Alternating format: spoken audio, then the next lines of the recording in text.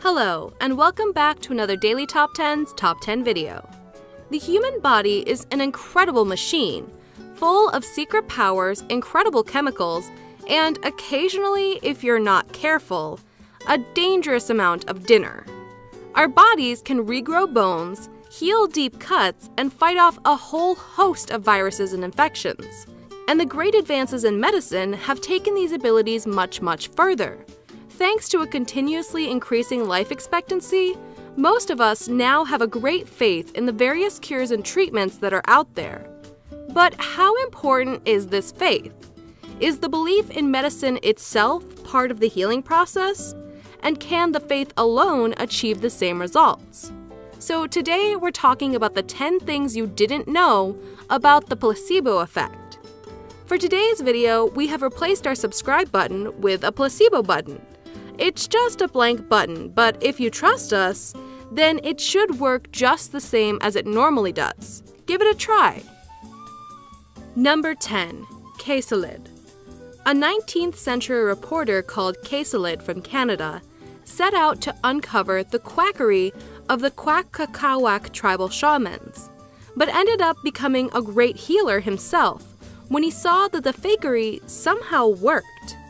He witnessed shamans secretly filling their mouths with feathers and then pressing them down on the wounds of their patients, biting the insides of their own cheeks and then spitting out the bloody mess, as if they had sucked the malady from right out of the body. But when he tried it, he found that it worked and genuinely sick people could get better, or at least feel better, even though he knew that he'd done nothing. Number 9. James Lind.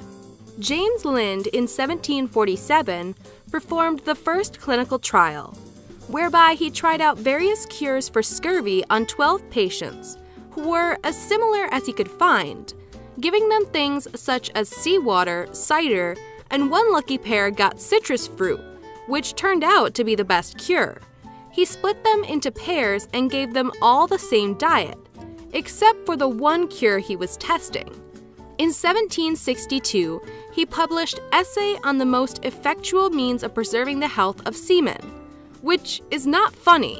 Why are you laughing? Number 8. Mesmer. The earliest placebo test was performed by the French Royal Commission in 1784. Antoine Mesmer had become famous for the healing power he called animal magnetism, an invisible natural force, rather than a way to stick chickens to the fridge. His followers claimed to be able to magnetize trees so patients could then benefit from their healing powers. The commission was sent to investigate, and it contained Benjamin Franklin and Joseph Ignace Guillotin, whose cure for the headache got a little out of hand. They took a boy around Franklin's estate and told him one of 4 trees had been magnetized, and he must tell them which one. Of course, none of the trees had been, but the boy became increasingly agitated as they moved to each one, and ended up having some sort of seizure, one which matched many of those seen at animal magnetism events. Number 7. Your brain is a junkie. Any drug that you take can only work because it is similar to a chemical that your brain already produces, so you have the relevant receptor. Your skull contains a phenomenal medicine cabinet, as well as every illegal substance you could ever get your hands on. You're just not allowed the keys, because otherwise you'd be popping mind pills every minute of the day, and we'd probably never get out of bed. 1 blink for aspirin, 3 blinks for opium. Number 6. Pain is the key. Pain relief is probably the biggest area where the placebo works, because rather than being an illness itself, pain is a part of the body, so it can be controlled.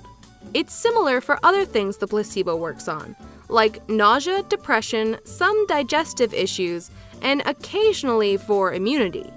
Whereas it's not going to help with things like blood sugar levels, cancer, blood pressure, and infections. Number 5. Conditioning.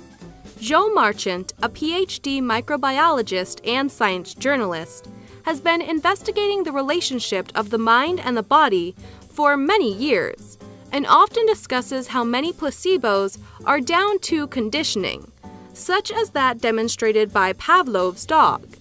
Ivan Pavlov was a Russian psychologist, and he studied how if you play a noise like a metronome to a dog before you fed it, it would quickly associate the noise with the food, and you would get the similar excited salivation when the metronome played. I guess it also used to dribble in excellent rhythm. Number 4. Even if you know. Marchant says that this conditioning can work on patients on immunity repressants, the kind you're given after a transplant, for example. If you take some placebos in place of your regular drugs, you can get the same response, so it helps people to cut down on dosages. The crazy thing is, it works even if you know it's a placebo. Your brain is just like, yeah, I know it's fake, but I don't care. You can't tell me what to do. Number 3. Nocebo. These fabrications also happen in the case of the nocebo effect, the evil twin of the placebo. A 2014 review showed that around 1 in 20 patients who took a placebo in clinical trials for depression dropped out due to negative side effects of the drugs, even though there can't have been any because they were sugar pills. A big part of the placebo is the whole context of the treatment, whether it's a medical trial, a doctor's office, or anywhere else.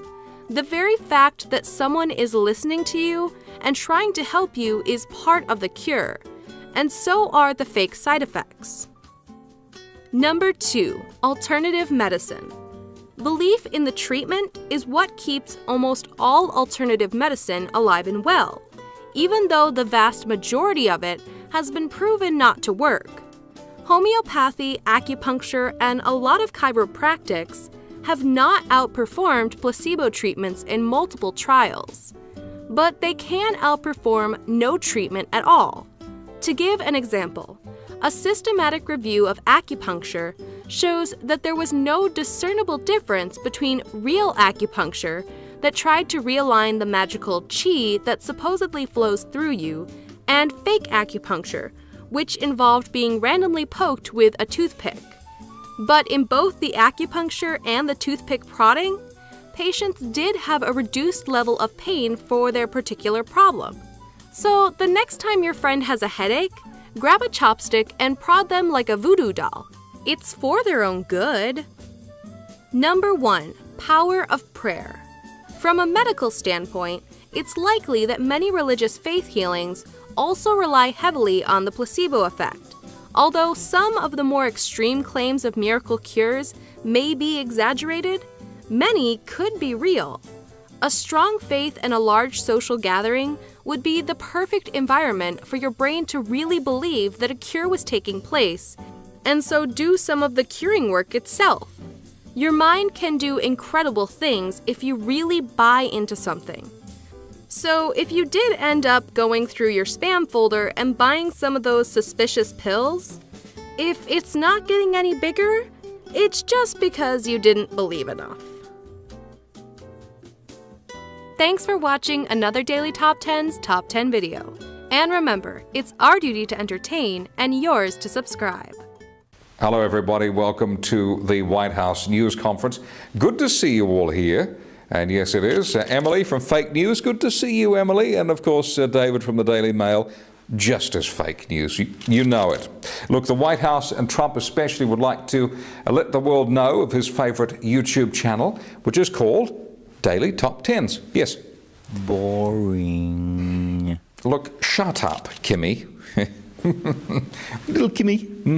Look, the president believes that every member of the world, and especially the US of A, should be subscribed to this channel. It's very important. Due to his passion and commitment to signing up every citizen to Daily Top 10s as part of Trump Care, the president will, effective immediately, right now, yes, be passing a new bill to make this law.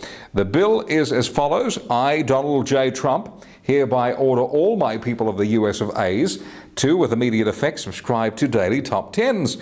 This will strengthen the economy by giving us things to watch at work, improve our corrupt education system by giving kids the opportunity to watch uncorrupted videos, to watch about random crap, and keep the elderly entertained with videos that make no sense at all. Yes, yes. When will this bill take effect, and what are the penalties for those who do not obey the rules? Look, now, Donald J. Trump vows that those who do not subscribe lose all internet connection and access to YouTube with immediate effect. Powerful stuff. Look, thanks for listening to the White House Fake News team. Good night and subscribe.